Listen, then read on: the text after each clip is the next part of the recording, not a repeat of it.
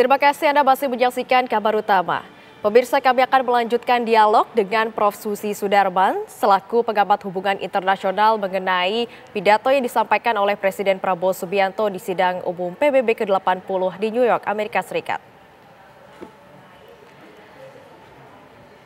Sebelumnya, pemirsa, di hadapan para pemimpin dunia di markas PBB di New York, Amerika Serikat, Presiden Prabowo menyampaikan Indonesia masih berkomitmen untuk aktif demi perdamaian dunia, serta penghentian kemiskinan dan kelaparan ekstrim di belahan bumi, termasuk di sejumlah negara konflik terutama Palestina. Presiden juga menegaskan Indonesia adalah salah satu negara terbesar pembentuk pasukan perdamaian, dengan telah rutin mengirim pasukan perdamaian ke negara konflik. Committed to internationalism, to multilateralism, and to every effort that strengthens this great institution. Today, Indonesia is nearer than ever before to meeting the sustainable development goals of ending extreme poverty and hunger. Because years ago, this very chamber chose to listen and uphold social and economic justice. We will never forget. And today, we must never be silent while Palestinians are denied that same justice and legitimacy in this very hall. Excellencies, Thucydides warned, the strong do what they can, the weak suffer what they must. We must reject this doctrine. The United Nations exist to reject this doctrine. We must stand for all, the strong and the weak. Might cannot be right. Right must be right. Indonesia today is one of the largest contributors to United Peacekeeping Forces. We believe in the United Nations. We will continue to serve where peace needs guardians, not with just words, but with boots on the ground.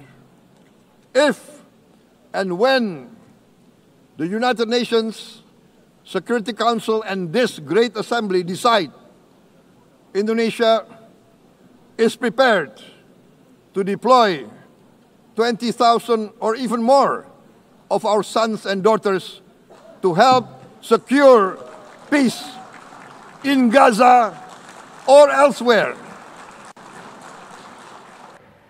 Ya pemirsa, saat ini kami sudah terhubung dengan Prof. Susi Sudarman selaku pengamat hubungan internasional mengenai pidato yang disampaikan oleh Presiden Prabowo Subianto di sidang umum ke-80 PBB. Selamat malam Bu Susi. Selamat malam Felicia. Ya, Prof, ini bagaimana Anda melihat pidato yang disampaikan oleh Presiden Prabowo Subianto di sidang umum ke-80 PBB tadi, Bu? Oke, saya melihat dari kata-katanya dia mencoba menolak konsepsi realism, yaitu the strong will do what it can, the weak suffer what they must.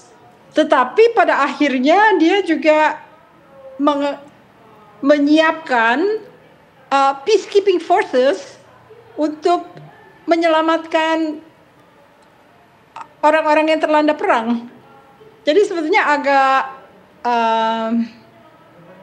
agak janggal, tapi bisa di-expect lah bahwa dia mencoba bersuara sebagai seorang sipil ya, bukan hanya melulu tentang hard power, tetapi hard power muncul juga dalam arti peacekeeping forces. Apakah peacekeeping forces itu adalah sebuah cara yang soft? Saya nggak tahu, mungkin karena ini ada kaitannya dengan PBB.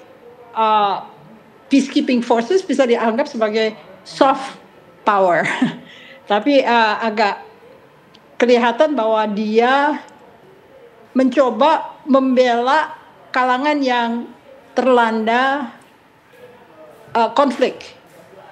Dia menyajikan kemungkinan bahwa Indonesia akan terlibat untuk menyelamatkan yang harus diselamatkan. Jadi ini sesuatu yang lebih dari sekedar hanya diplomasi biasa, tetapi memberikan operasionalisasi dalam artian bagaimana Indonesia akan terlibat dalam menentukan bahwa Indonesia bisa menyelamatkan orang-orang yang terlanda kesulitan dalam peperangan. Ya, Prof. Susi, ini dari tadi juga pada saat pidato Presiden Prabowo Subianto juga menggaungkan kata-kata kemerdekaan Palestina, Prof. Kira-kira hal yang disampaikan oleh Presiden Prabowo Subianto soal Gaza Palestina ini, apakah bisa diterima oleh dunia internasional, Prof? Sekarang kita bicara tentang hegemoni ya. Hegemoni hanya takut kalau kita mempunyai satu kekuatan yang bisa mengganggu mereka. Pada saat ini kalau bicara, ada istilahnya bahasa Inggris, talk is cheap, ngomong tuh murah. Bisa aja kita ngomong begini begitu, tapi apakah bisa melawan mereka? Sekarang yang paling utama yang bisa diupayakan adalah mencoba mereformasi PBB, agar PBB menjadi sesuatu yang lebih santun, lebih baik, lebih melindungi dibandingkan dengan masa-masa sebelumnya. Beda sekali dengan pidato Donald Trump, misalnya Donald Trump bicara melulu tentang kebesaran Amerika, suksesnya dia, lalu dia menganggap membela orang-orang yang baik itu tidak baik, misalnya kenapa orang Eropa membela Palestina dan sebagainya. Jadi dia memang melakukan kebaikan dalam arti memberikan janji-janji, tetapi kalau kita menghadapi kekuatan hegemoni yang mempunyai kekuatan veto, selama opini publik dunia itu belum serentak untuk membela kemerdekaan Palestina, tentu akan sulit. Kami ingat misalnya dulu dekolonisasi terjadi karena opini publik sudah sedemikian kuat, sehingga negara-negara penjajah harus memerdekakan koloni-koloninya. Sekarang ini kita belum sampai taraf segitu, tapi mudah-mudahan dengan Trump hanya tinggal 3 tahun lagi, mungkin gaungan opini publik yang sudah membela Palestina bisa menjadi landasan simpati dan landasan opini publik dunia itu berubah untuk menjadi bagian dari upaya.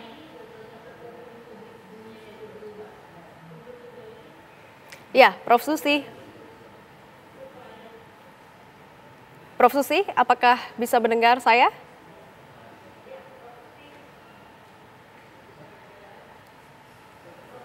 Ya, Prof. Susi. Prof. Susi, apakah masih dapat mendengar saya?